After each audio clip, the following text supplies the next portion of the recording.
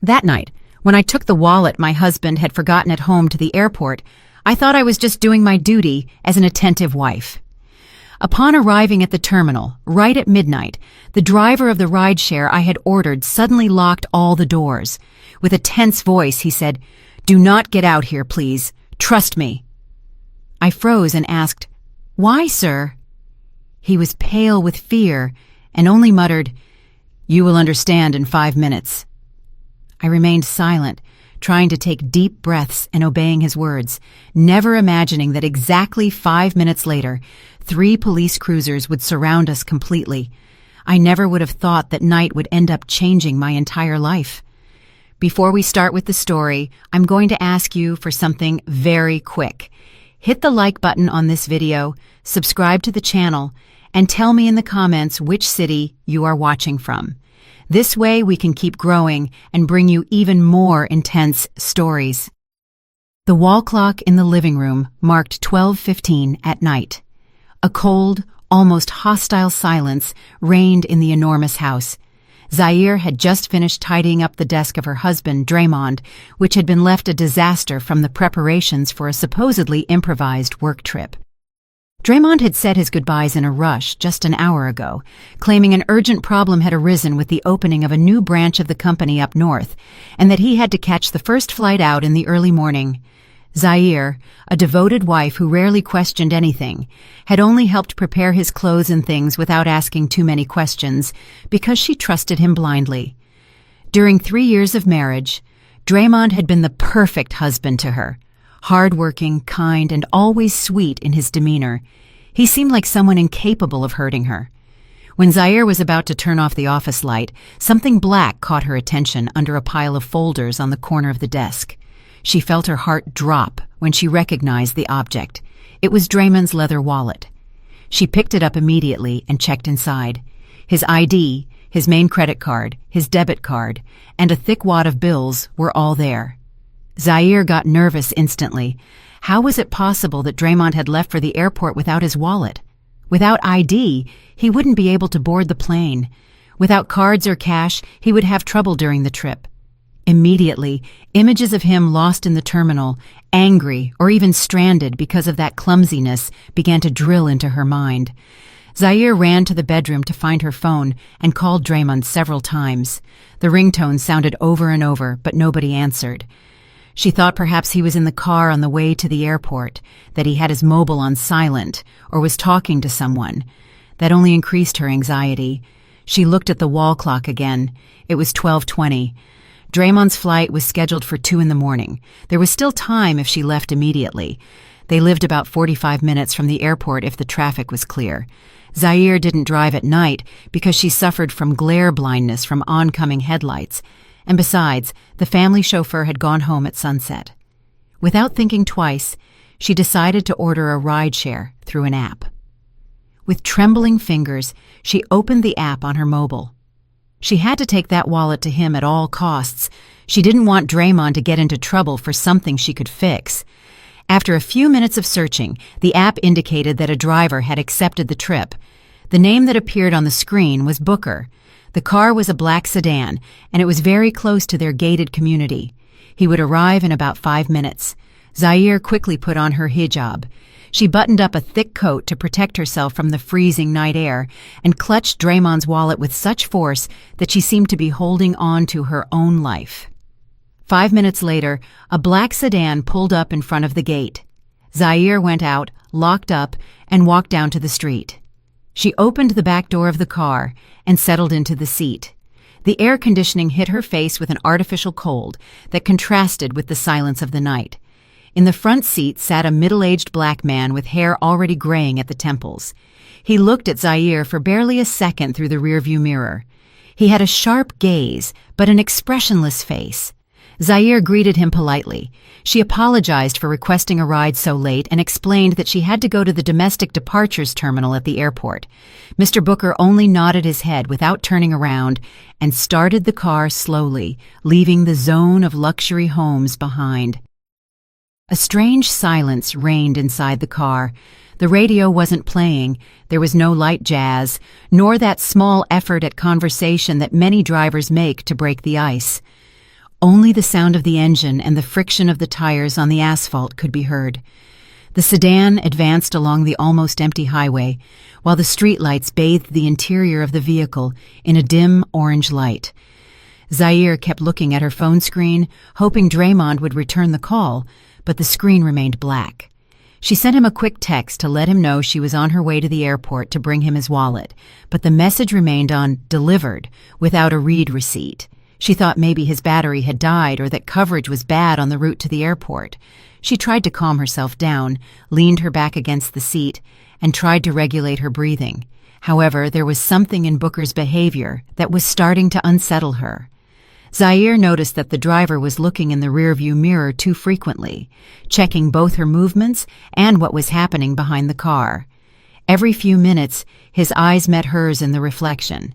That insistence made her feel uncomfortable. She adjusted her coat, hugged her purse where she had stored Draymond's wallet, and felt a pang of fear. Suddenly, all the news stories about crimes committed in rideshare cars she had read on social media came to mind. She was a woman alone, in the middle of the night, in a car with a stranger on a deserted highway. She tried to push those thoughts away, repeated prayers in silence, and told herself that surely Booker was just a serious, quiet, and tired man. To distract herself, Zaire turned toward the window. The tall buildings of downtown faded behind them, replaced by the darker open areas typical of the road leading to the airport.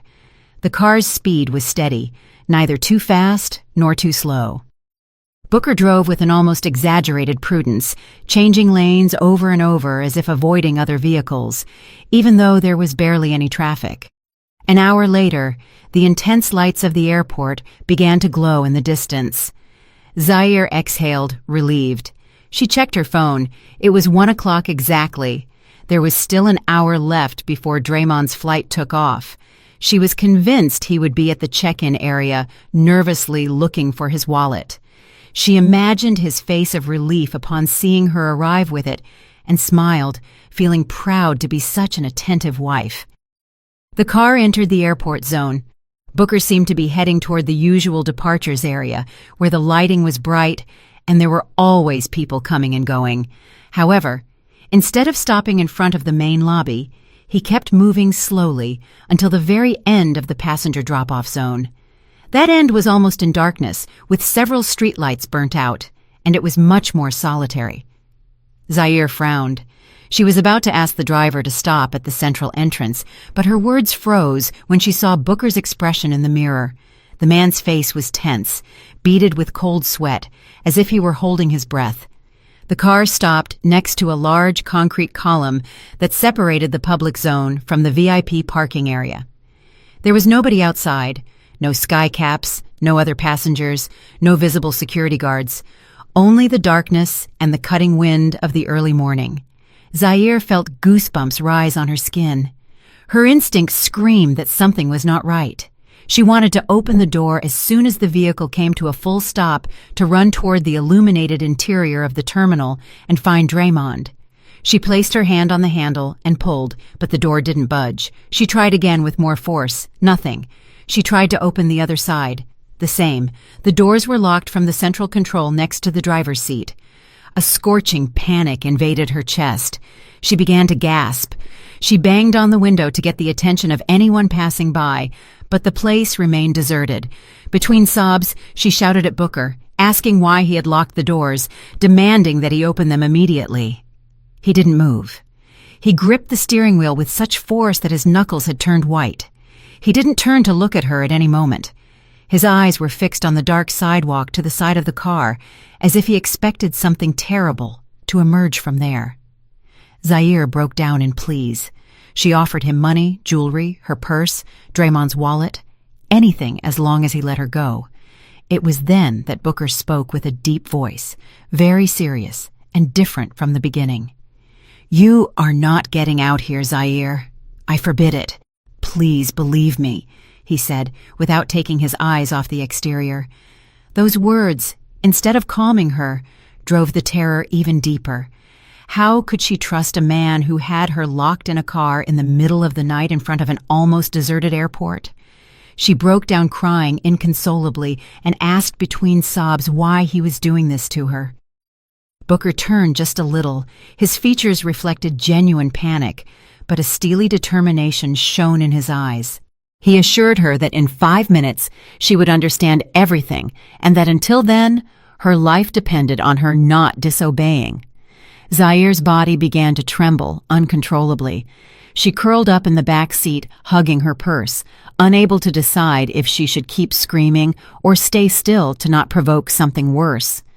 The seconds turned into eternities. Zaire fixed her gaze on the digital clock on the dashboard, watching as the minutes advanced in slow motion. 1, 2, 3. The silence inside the car was suffocating, while outside, the darkness seemed to hide a crouching predator. Booker kept watching the mirrors intently, as if monitoring an invisible enemy. When the counter changed to the 5th minute, the world shattered all at once. From the front and the back, 3 police cruisers appeared out of nowhere with sirens wailing and blue and red lights illuminating the forgotten corner of the terminal. They surrounded the sedan and blocked any exit. Zaire let out a stifled scream, convinced for a moment that they were coming to arrest the driver. She felt a glimmer of relief. She thought they had rescued her from a kidnapping. Several officers in bulletproof vests got out of the cars, armed with rifles. They moved with speed and military precision. Zaire ducked, fearing a shootout would erupt. She heard shouted orders over the loudspeakers, commanding someone to get down and surrender immediately. She closed her eyes and covered her ears, wishing for it all to end soon. But to her surprise, the police didn't aim at Booker's sedan. They passed right by, rounded the large concrete column next to the car, and pounced on a silhouette that was hidden in the darkness, exactly in the spot where the rear door would have been if Zaire had been able to get out. She dared to lift her head just a little. The officer subdued a man wrapped in a thick black coat with a cap pulled down to his eyebrows. The individual tried to struggle, but the numerical difference was overwhelming. They threw him to the ground and twisted his arms behind his back to handcuff him. From one of his pockets fell a folding knife and a handkerchief apparently soaked in liquid. An officer picked up the handkerchief with gloves and put it in an evidence bag. Even from the car, Zaire perceived a penetrating chemical smell that made the hair on the back of her neck stand up. Chloroform. At that moment, another officer opened the driver's door of the sedan from the outside and spoke to Booker through the window in a respectful tone, as if they knew each other from before. He informed him that the target had been detained and that the situation was under control. Booker nodded, finally letting out a sigh of relief, and deactivated the central lock. The click of the lock sounded like music of liberation to Zaire. Still trembling, Zaire asked what was happening and why they had caught that man. She didn't understand why the officers weren't arresting Booker, nor why they treated him with courtesy. The driver turned toward her calmly for the first time. His expression had changed. It was no longer that of a sullen stranger, but of someone looking at her with affection and respect. He introduced himself again, but this time not as a simple app driver. He told her his name was Booker, and that he had been the head of personal security for her late father, Mr. Langston. Zaire was left open-mouthed. She vaguely remembered that name from her childhood, the trusted man who had retired years ago. Booker explained that before dying, her father had secretly asked him to continue protecting her from afar because he had always feared someone would get close to her purely for financial interest. That very night, Booker had received intel that a plan to kidnap her had been set in motion. The man they had just arrested was a hitman hired to snatch her at the airport door. As soon as she set foot on the sidewalk, he would have immobilized her with that chloroform-soaked handkerchief and forced her into another vehicle. Zaire covered her mouth to suppress a scream. The idea that she had been seconds away from walking toward her own death left her frozen. Then, with a broken voice, she asked who could hate her enough to do something like that. Booker didn't answer with words. He raised his hand and pointed upward, to the second floor of the International Departures building, where the glass facade clearly revealed the illuminated interior. Zaire followed the direction of his finger and saw a very familiar figure. There was Draymond, her husband. He did not, however, have the face of a man distressed by the disappearance of his wife, but an expression reddened by rage and frustration. He threw his phone against the floor violently, and he wasn't alone. Beside him stood Kenyatta, Zaire's best friend, her inseparable companion in shopping trips and social gatherings. Kenyatta wore a flashy red dress and was tenderly holding Draymond's arm, trying to calm him. At their feet were two large suitcases, travel suitcases, not work ones. Draymond wrapped his arm around Kenyatta's waist naturally, with an intimacy he would never have had with a simple friend. Both looked down toward the zone of the patrol cars, with a mixture of hate and desperation in their eyes, as if someone had ruined a carefully laid plan. In that instant, Zaire's world crumbled. The tears began to flow again, no longer from fear, but from a piercing pain deep in her chest. There, in front of her eyes, a double betrayal was reflected.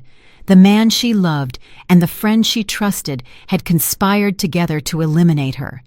The supposed business trip was a lie, and the forgotten wallet hadn't been an oversight, but a lure to force her to leave the house alone at midnight and bring her right to that spot where the hitman was waiting. Booker let her cry for a while in silence until her sobs transformed into ragged breaths. Then he started the car again and drove away from the airport, that stage where a part of Zaire had died forever. As they merged back onto the highway, Booker asked her to open Draymond's wallet again. Zaire obeyed with hands still trembling. The ID and cards were still there. Upon taking out the cash, she noticed something strange between the bills. A paper folded with great care. It wasn't a simple receipt, but a one-way plane ticket abroad in the names of Draymond and Kenyatta. Behind the ticket, another paper was even more disturbing. A recent life insurance policy in Zaire's name for an amount equivalent to hundreds of thousands of dollars, with Draymond as the sole beneficiary. Suddenly everything clicked. He didn't need that wallet because he already carried the passport and the tickets that really mattered in his pocket. He had left the wallet on purpose to force her to go to the airport. If the kidnapping went well, they would murder her, her body would disappear, and Draymond could report her missing to later collect the insurance and live like a king with Kenyatta in another country. Zaire squeezed the documents with rage, but alongside the horror, something new began to be born inside her. The blind love she had held for Draymond over those 3 years was pulverized in a matter of seconds, giving way to a cold, sharp fury very different from the desperate crying. She looked at herself in the vanity mirror of the car and barely recognized the woman she saw. She was no longer the meek and trusting wife of that morning. Booker, seeing that change in her eyes through the mirror, understood that Zaire was ready to go from victim to strategist. He told her that Draymond didn't know she had discovered everything. From her husband's point of view, the only thing that had happened was that the kidnapping had failed due to an unforeseen police operation. That ignorance of Draymond's was Zaire's greatest advantage. He still believed she was naive, oblivious to any suspicion. Booker recommended she return home and pretend nothing had happened, that she had never gone to the airport. They needed time to prepare a response, protect Zaire's assets, and gather evidence. The old version of her, the blind and compliant woman, was buried that night in the airport parking lot. A new Zaire surfaced, willing to exact revenge with patience and precision. Booker's black sedan advanced slowly, as if crossing a bridge between two worlds, that of naivety and that of lucidity.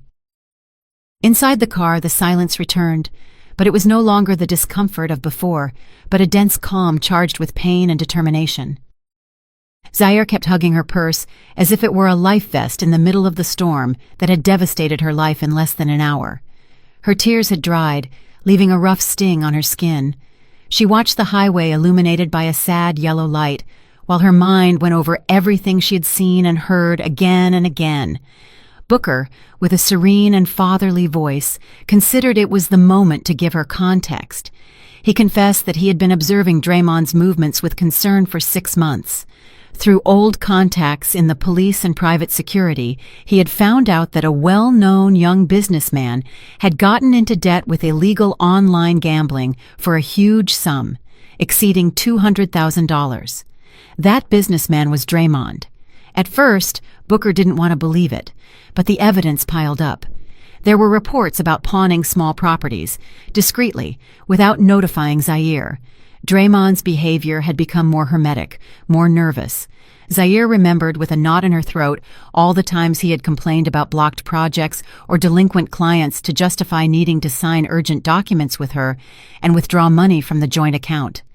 Now she understood that it wasn't the business devouring that money, but the gambling. She felt clumsily guilty, as if she had failed her father's legacy, who had left her the company and properties to care for. She had allowed a wolf in sheep's clothing to sleep beside her every night, devouring her future little by little. Booker then asked her to check the wallet again with more attention. Zaire slid her fingers through a compartment so narrow it was barely noticeable behind the card slots. There, she found a very folded paper, a power of attorney transferring the title of the main house and a valuable estate in the center of the city from her name to Draymond's. The signature that appeared at the bottom was Zaire's, or at least it looked like it. She knew immediately she had never signed that document. Booker explained that Draymond had probably forged her signature or slipped that paper in among other documents when she was tired or distracted. The plan was so meticulous, it was scary. If the kidnapping succeeded and Zaire disappeared, Draymond would use that power of attorney immediately before the news went public and legally keep everything. Zaire crumpled the paper with rage. Not an ounce of affection remained in her chest. She remembered Draymond's sweet smile when saying goodbye that night, thinking that in a few hours she would be dead. She swore to herself she would not let herself be fooled like that again. She looked at her own reflection in the car window and decided that the weak woman she had been until then ended there. In honor of her father's memory and out of respect for herself, she would not allow Draymond and Kenyatta to win even one more inch. Booker, seeing that resolve, began to outline a plan. The first thing was to return home before Draymond returned frustrated from the airport. The official story had to be very simple. Zaire had found the wallet at home in a plausible place so that Draymond believed she had not set foot outside. The ride back seemed shorter than the ride there. The streets of Atlanta were almost empty at 2 a.m, a perfect setting for Zaire to order her thoughts. She wiped away the remnants of tears, fixed her hijab in the small mirror, and practiced a smile. At first, the gesture looked hard and artificial, but by trying repeatedly, she managed to recover the sweet expression Draymond knew. She would have to become the best actress of her own life, not in search of an award, but to save her destiny. Upon arriving at the gated community, Booker turned off the car lights so as not to attract the attention of the guard or the neighbors. He dropped her off a few yards before the door so the sound of the engine wouldn't give anything away. Before Zaire got out, Booker handed her a small device the size of a button. It was a high-tech spy microphone. He asked her to hide it in a place Draymond used daily to talk or work, but where it wouldn't be easy to detect. Zaire clenched it in her fist with determination. She got out of the car and slipped to the door of her own house as if she were an intruder in enemy territory. She opened the lock with extreme care so it wouldn't creak. The interior was dark and silent, impregnated with the scent of lavender air freshener that other nights had comforted her and now felt suffocating. Every corner reminded her of scenes from a life that had just proven to be a lie. The sofa where they watched movies, the table where they had breakfast together, everything suddenly seemed like a theater set. She locked up again from the inside so nothing would draw attention when Draymond returned. Her first stop was the bathroom. She washed her face repeatedly with cold water, trying to erase the trace of tears and panic from her features. She looked at herself for a long time in the sink mirror. She kept seeing the same woman as always, but with another soul in her eyes. There was no longer naivety, but a new lucid hardness. She whispered to herself that she could do it, that she wasn't a helpless victim, but the daughter of a strong man who never gave up. When she felt serene enough, she began to set the stage. Zaire took Draymond's wallet to the living room and meditated on where it would be most logical to find it. It shouldn't be hidden in an impossible place, but not so visible that it looked placed on purpose. After a few seconds of reflection, she decided to leave it half wedged in the crack between the sofa cushion and the armrest. just as it could have fallen from Draymond's pocket when he sat down for the last time to put on his shoes. The spot was perfect. Then she sat on that same sofa, turned on the television with the volume very low, left a magazine in her hands, and settled in as if she were reading until she fell asleep. The clock struck 3 when she heard a car engine approach and stop in front of the house. She forced herself to close her eyes and breathe slowly and regularly, mimicking sleep. She heard the key turn brusquely in the lock and the door burst open. Draymond entered panting with his tie loose, his face sweaty, and his expression altered. It wasn't, however, the sweat of someone returning exhausted from traffic, but of someone who has seen a criminal plan sink before his eyes. He called out Zaire's name loudly. She pretended to be startled, let the magazine fall, and sat up with an exaggerated yawn. She blinked several times, as if she were disoriented, and asked what he was doing there if he wasn't supposed to be on the plane by now. Her performance was impeccable. Draymond stood paralyzed for a second, seeing her so calm on the sofa. Then he recovered his composure and began to deploy his usual lies. With a sorrowful voice, he said that when he was on the highway to the airport, he realized he had lost his wallet. He panicked, he explained, and decided to return because he couldn't fly without ID. He added that there had been a truck accident and traffic collapsed, thus justifying why he arrived so late. Zaire listened to him with a worried face, nodding, although inside her blood was boiling. She knew perfectly well where he had actually been and with whom. She stood up, took him by the arm with sweetness, and commented that she had also been scared because she hadn't been able to communicate with him. With much naturalness, she pointed to the sofa. She told him that upon waking up, she had noticed something hard in the seat crack, and that upon looking she had seen the wallet peeking out. Following the direction she pointed with his hand, Draymond saw the edge of the leather sticking out between the cushions.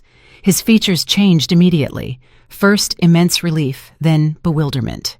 He threw himself at the wallet and checked its contents rapidly. Everything was there.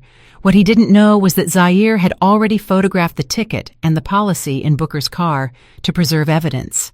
Draymond hugged her with enthusiasm, showered her with thanks, and called her his good luck charm. In that hug, Zaire caught something else. A feminine perfume that wasn't hers, a soft and expensive scent she recognized instantly as Kenyatta's. Her stomach turned, but she didn't pull away.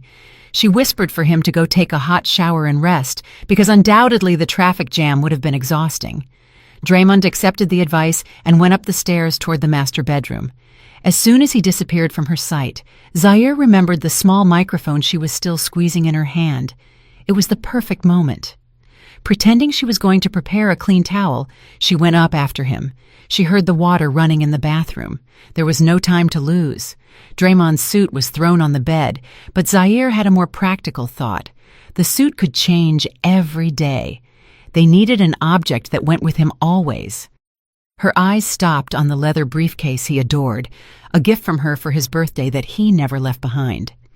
She opened a small interior pocket of the briefcase, normally destined for coins or keys, and placed the microphone in the deepest corner, pressing it with her finger to ensure it remained well fixed and hidden.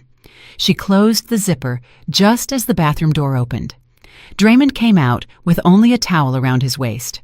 Zaire turned with a tender smile and handed him the clean clothes she had prepared, as helpful as always. He kissed her on the forehead without imagining that from that moment, every important conversation he had with that briefcase nearby would be recorded. That night they slept in the same bed, but with their souls on opposite poles. Draymond fell into a deep sleep, convinced his failed plan had passed without leaving a trace, and perhaps planning a new strategy with Kenyatta. Zaire, on the other hand, remained awake, staring at the ceiling of the room. She was wearing discreet earphones connected to the spy microphone app on her mobile. She knew a man like Draymond wouldn't take long to contact his accomplice. Just before dawn, she pretended to get up to drink water and went to the kitchen with the phone in her hand. In the app, she saw that the device was active and picking up sound inside the briefcase. She heard the noise of traffic and then the ringtone of another line. Draymond was using a burner phone hidden in the briefcase to call someone. As soon as a female voice answered on the other end, Zaire felt a chill. It was Kenyatta. The conversation that followed was anything but romantic. There were no sweet words, but insults, reproaches, and panic. Draymond cursed the police and the operation that had ruined his plan at the airport. He shouted that the deadline to pay his gambling debts ended the next day, and that he owed more than $200,000. If he didn't pay, the thugs working for the loan shark would come to his house and office, ruining his reputation and perhaps sending him to jail.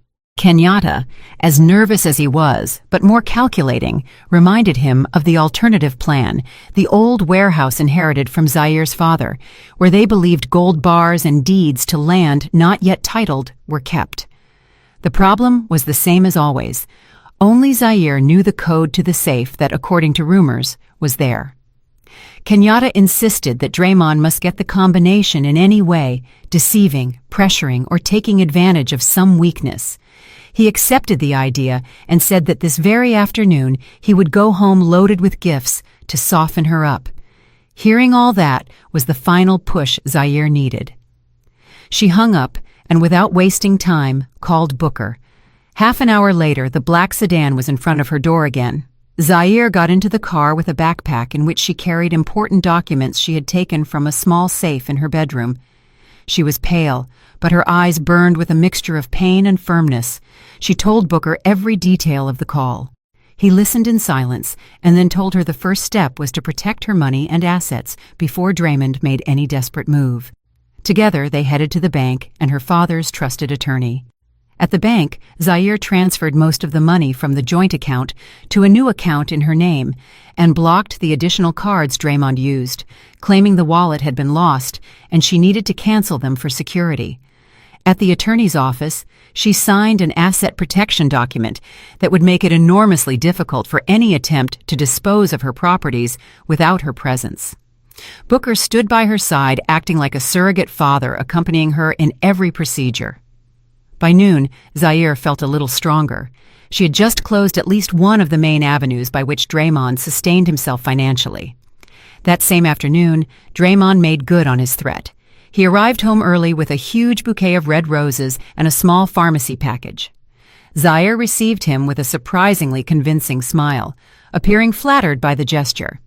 He handed her the flowers, kissed her on the cheek, and gave her the package, explaining that it was a supplement of imported vitamins, very expensive, that he had bought just for her because he had seen her looking tired and pale lately.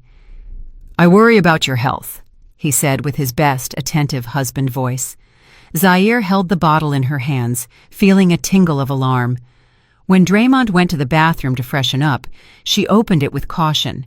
The seal looked tampered with and poorly reglued. She emptied a capsule into her palm. Its appearance didn't match that of ordinary vitamins and had a delicate white powder on the surface. During dinner, Draymond insisted several times that she take a capsule in front of him. He watched her with a scary intensity, as if expecting an immediate effect. Zaire, with cunning, got up from the table saying she was going to get a glass of water. In the kitchen, she threw the capsule down the sink drain and popped a mint candy of similar size into her mouth.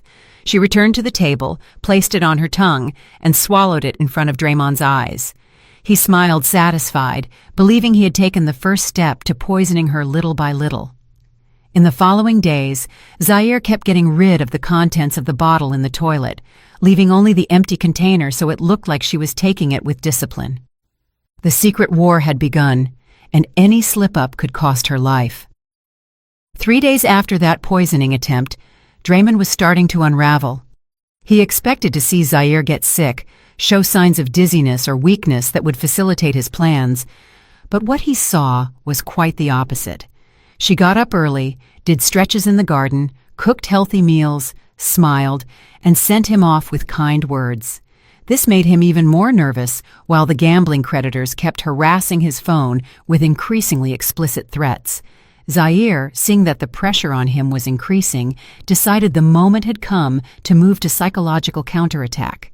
She had to push him to make mistakes that would incriminate him even more. She called him at the office mid-morning with a cheerful tone. She told him she had been reflecting and wanted to celebrate that he was calmer after the scare of the lost wallet, and also thank him for how hard he worked. She planned to organize a special dinner at home. As the cherry on top, she confessed she missed her best friend Kenyatta, whom she hadn't seen in a while, and asked if he thought it was a good idea to invite her too. On the other end of the line, there was a brief silence. Draymond must have debated between the risk and the opportunity. Having his mistress and his wife under the same roof was dangerous, but it could also serve to manipulate both of them together. Finally, he accepted with feigned enthusiasm, without suspecting he had just walked straight into the trap. That night, Zaire dressed the table with almost ceremonial care. She lit scented candles, brought out the finest china, and placed plates of select meat and carefully prepared sides in the center. She wore a modest burgundy dress, elegant and sober, and had applied just enough makeup to highlight features that were now firmer. At 8 o'clock sharp, the doorbell rang. Draymond opened the door for Kenyatta, who appeared in a tight dress that marked every curve, creating a clear difference with Zaire's discretion. She smiled and brought a gift in her hand. She greeted Zaire with kisses on both cheeks, with that false affection she had always used, and Zaire returned the hug, feeling like she was hugging a snake. Dinner began with light jokes and trivial comments. Draymond and Kenyatta shot glances loaded with messages that Zaire pretended not to notice. She concentrated on serving, refilling glasses, and maintaining the apparently cordial atmosphere. Amid the clinking of silverware, Zaire decided to move the pieces. She slowly laid her knife and fork on the plate, wiped her lips with the napkin, and with a lower voice said that the night before she had had a very strange dream. Draymond, with his mouth full, asked what she had dreamed. Zaire smiled with an enigmatic air. She recounted that in the dream there was a rich woman with a charming husband and a very close friend, but secretly that husband and friend were conspiring to murder her for her inheritance. The details she added were so precise they turned blood to ice. She spoke of a fake work trip, of a hitman with chloroform at the door of an airport, of adulterated vitamins. Kenyatta's face lost all color. Her fork slipped from her hand and clattered against the plate. Draymond choked on a piece of meat and started coughing desperately, drinking water in large gulps. The air in the room became thick. The two looked at each other sideways, trying to guess how much Zaire knew. She, after a calculated pause, let out a light laugh and said that luckily it had only been a dream because it was impossible for a husband as loving as Draymond and a friend as good as Kenyatta to do something so monstrous. Her words, soft in form, cut like a scalpel. Before they could regain control, Zaire launched the final strike. She said that dream had made her think a lot about death and that, driven by a kind of spiritual enlightenment, she had gone that very day to the attorney. She commented with a serene gesture that she had completely modified her will. She explained that if she died suddenly or in dubious circumstances before the age of 60, 100% of her assets, including the house, the land, the bank accounts, the stocks, and the contents of the family safe, would be donated automatically to a foundation for orphanages and a cancer charity. Neither her husband nor any other relative would receive a single dollar. She justified her decision by saying Draymond was a capable man who could earn a living by himself without depending on an inheritance. The room was plunged into a brutal silence. Draymond went rigid, staring into space, as if someone had yanked the floor from under his feet. Kenyatta opened her mouth, but found no words. All the effort to eliminate Zaire and keep her money had been neutralized in an instant. Killing her no longer made sense. If she died, they would have nothing to inherit beyond their own debts. Zaire looked at them, tilted her head, and with a sweetly poisonous smile, asked if they saw anything wrong with her decision, if perhaps it wasn't worthy to destine it all to charity. Draymond stammered that it was an exaggerated reaction, and that she had to think about the family's future. Zaire interrupted him with firm politeness, insisting she was doing it precisely thinking of her spiritual future. She finished her piece of meat as if nothing had happened, while across from her, two greedy souls fell apart in silent desperation. What neither of them knew was that in a corner of the dining room, a small light from a hidden camera installed by Booker blinked, recording every gesture, every look of panic.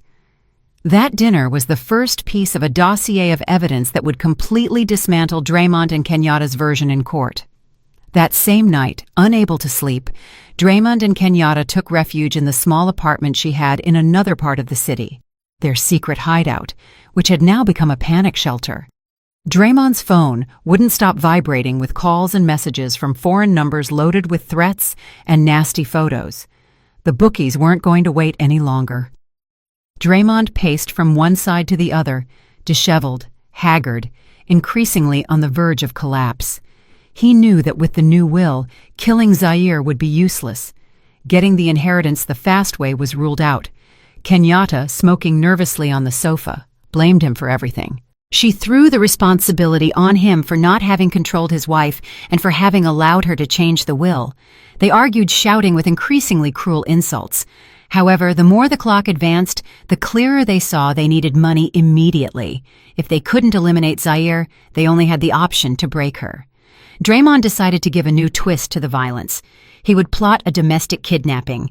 He would hire 3 thugs to enter the house, tie Zaire up, and torture her physically and psychologically until, weakened, she signed a revocation of the will and several powers of attorney for the transfer of assets. He was no longer interested in pretending to be the perfect husband. His life was at stake, and the mask was falling off. The next day, Draymond didn't return home. He sent a text saying an urgent audit had come up at the company, and he would have to stay and sleep there. In reality, he met with 3 burly criminals in a coffee shop on the outskirts of the city. He promised them a good payout if they managed to get the necessary signatures out of Zaire. When the sun began to set and the sky dyed orange, Draymond, Kenyatta, and the thugs got into a van with tinted windows heading for Zaire's house. From outside, the residence was silent. There were no lights on in the entrance.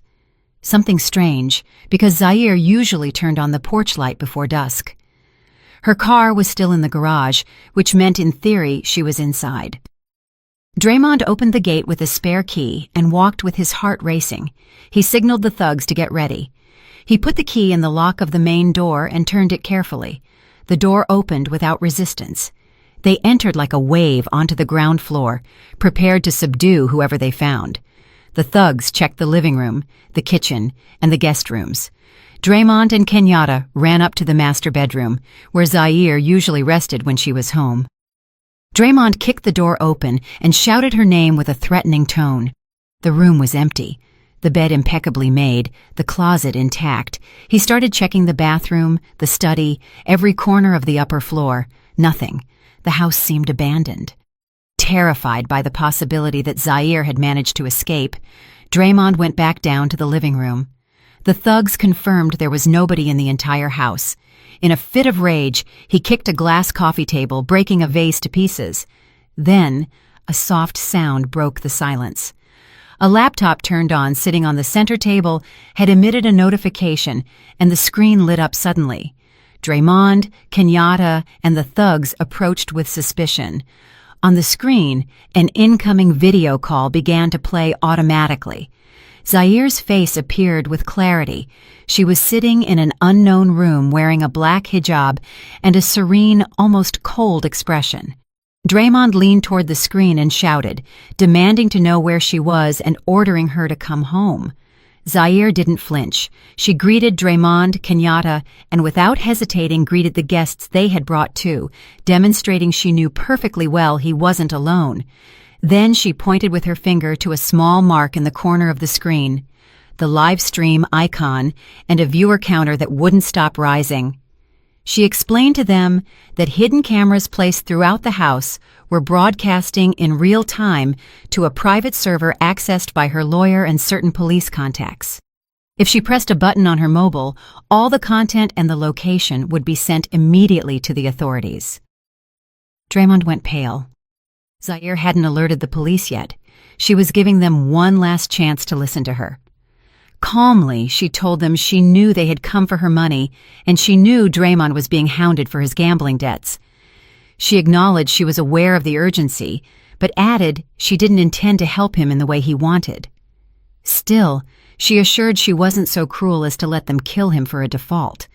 She confessed that the will really existed, just as she had told them, and that the main assets were already shielded. But she also revealed she had liquid capital not registered in the will, a legacy from her father in the form of cash and gold kept in a secret place sufficient to cover the debt and then some. Draymond and Kenyatta's eyes shone with greed. They asked where that money was, promising to disappear forever from Zaire's life once they had it. She described an old textile warehouse owned by her family in an abandoned industrial zone, a place almost nobody visited. She recounted that in the back, under the concrete floor, where machine number 7 used to stand, there was a buried safe. She gave them the combination based on their wedding date reversed. It was a story so detailed and plausible that it dissipated Draymond's last reservations. He remembered that warehouse. He had been there once at the start of the marriage and knew it was perfect for hiding something. Without thinking any more, Draymond ordered the thugs to accompany him to the warehouse. He needed their strength to break the floor and carry the box. He slammed the laptop shut, cutting the call, convinced fortune was within reach. The van started up and shot out toward the industrial zone with Kenyatta indicating the fastest routes on her phone. None of them noticed the car following at a distance. Booker's sedan, with him at the wheel and Zaire by his side, observing the red dot on the GPS marking the location of Draymond's vehicle. After 45 minutes on increasingly deteriorated roads, they arrived at the avenue where old rusted warehouses lined up. The warehouse of Zaire's family stood at the end with the facade peeling and a fence defeated by rust. Draymond rammed the fence with the van until he ripped the chain off. They entered the patio, covered in dry mud and weeds, gathered shovels, picks, and a crowbar from the trunk, and forced the warehouse door, which opened with a sharp squeak. A smell of dust, humidity, and animal droppings hit their noses. Only the light of the flashlight Kenyatta held broke the darkness. Guided by Zaire's instructions, they advanced to the back, where an old metal machine covered in rust stood, having been stopped for years. Draymond pointed to the cement floor under the machine and ordered the thugs to start hitting the surface with the crowbar and sledgehammers. The metallic din echoed throughout the building. For almost an hour they worked without rest, cracking the concrete and moving chunks aside until one of the shovels hit something solid. Draymond ordered them to stop and brought the flashlight closer. Under a layer of dirt appeared the top of a medium-sized metal safe. Between sweats and gasps, they lifted the box and placed it on the cracked floor. Draymond wiped his hands as best he could, approached the combination lock, and started turning the wheel with trembling fingers, following the numbers Zaire had given him. A soft click was heard. The lock gave way. Kenyatta rushed to stand next to him, holding her breath. The thugs also approached, trying to see the interior. Draymond opened the box suddenly, expecting a rain of golden shine. Inside, there were no bars or wads of dollars, only piles of papers, old folders, and several large photographs. Confused, Draymond began to rummage nervously, hoping to find the bills under that mess. What he found were copies of his gambling debt documents with all the transaction data. There were also receipts of money transfers from Zaire's account to his and to Kenyatta's over the last 2 years. And as if that weren't enough, the photos showed Draymond and Kenyatta entering hotels, dining together, and hugging at the airport. On top of everything, a white envelope with perfectly recognizable handwriting, Zaire's. On the cover it said, "A gift for the traitors." Draymond opened the envelope with shaking hands. On the sheet, barely a sentence. "The treasure you seek is not here. What is in this box is the evidence of everything you have done. Enjoy it. The police are on the way." Just then, a powerful beam of light flooded the interior of the warehouse through the broken windows and the cracks in the door. Police sirens began to wail a few yards away. Several loudspeakers shouted clear orders indicating the building was surrounded and nobody should move. Draymond let the paper fall, feeling his legs go weak. Kenyatta started screaming and hitting him in the chest, calling him an idiot. The thugs tried to flee toward a back exit, but the door flew inward under the ram of a SWAT team. In a matter of minutes, everyone was pinned against the cold cement floor with hands cuffed behind their backs. The greed that had led them there had ended in a dry blow of reality. The light of the police floodlights turned the warehouse into a surgical stage where no shadow could hide anything anymore. In the middle of the chaos, the main door of the warehouse opened softly and the officers made a corridor. The sound of heels resonated on the cement. Zaire appeared, impeccable, in a light-colored coat and her hijab perfectly placed. Behind her advanced Booker, proud, with a satisfied gesture.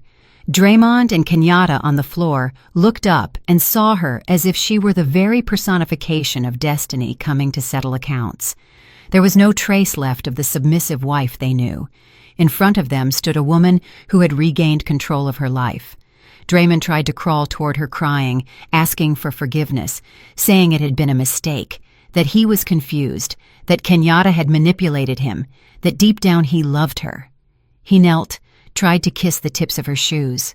Kenyatta, seeing that scene, let out an insult and also started begging, assuring she had only followed Draymond and couldn't bear to go to prison. Zaire took a step back so as not to let herself be touched. She looked at them with a mixture of pity and repulsion. She asked Draymond if he remembered the night at the airport when he watched her from the window, waiting for a hitman to end her life. She told him that night she had gifted him a possibility of change by not reporting him immediately, that she wanted to see if there was any humanity left in him. Instead of that, he had offered her poison and violence. She then took out her phone and showed them the screen. Dozens of comments scrolled under a live stream, insults, condemnations, rage. She recounted that both what was happening in that warehouse and the kidnapping attempt planned at her house had been recorded and broadcast to a circle of trusted people. His former partners, neighbors, and relatives had seen the true face of Draymond and Kenyatta. Not only were they going to lose their freedom, but also the reputation they had presumed so much. A police chief approached Zaire and asked permission to take the detainees away. She nodded. The officers lifted Draymond and Kenyatta. He walked like a broken doll. She kept trying to break free, promising it was all a misunderstanding. When the cars left and the warehouse recovered the gloom, Zaire took a deep breath for the first time in many days. She looked at the safe, open, full of papers and photos, and understood it was a perfect metaphor for her marriage. A container that from the outside seemed solid and valuable, but inside was full of trash. She turned toward Booker, who waited for her by the door, and nodded. It was time to go home, this time for real, to a house that little by little would stop being contaminated by the poison Draymond had spilled over it. 6 months later, Zaire's life was different. The trials against Draymond and Kenyatta proceeded rapidly. The audio recordings, the camera videos, the documents found in the safe, and the bank movements painted a picture so clear that their lawyers found it impossible to build a credible defense. The judge sentenced them harshly for attempted murder, fraud, scamming, and forgery of documents. Draymond was sent to a maximum security prison. There he discovered his creditors also had friends among the inmates. His days filled with threats, extortions, and beatings. His expensive suits and aura of a respectable man had been left behind. He was just another skinny guy with wild eyes, without honor or future. Kenyatta, for her part, was held in a women's prison where word soon spread that she had participated in a plan to murder her best friend. The contempt of the inmates was immediate. The flirtatious and haughty woman Zaire had known became a shadow who washed other people's clothes in exchange for a little protection. Every night she repented between tears, but guilt changed nothing anymore. The place she could have occupied beside a loyal friend she had replaced with a cell and a life marked forever. Zaire, on the other hand, dedicated those months to rebuilding herself. She renovated the house, changed furniture, colors, and layout. She removed every trace of Draymond's decisions and filled the rooms with light and life. The dwelling stopped being a stage of lies to become an authentic home. She also took care of the company inherited from her father. Accompanied by lawyers and advisors, she detected and expelled those who had collaborated with Draymond in shady maneuvers. She implemented new controls, fostered a culture of transparency, and discovered that in reality, she had a great talent for business. She wasn't just the owner's daughter, she was the director guiding the company toward a new stage of growth. Her figure became known in business circles. She began to be invited to talks and seminars on female leadership. She told her story with discretion, without naming names, focusing on how a woman can overcome betrayal and take the reins of her destiny. The hijab she wore with elegance wasn't just a garment of faith, but a symbol of the strength she had found within herself.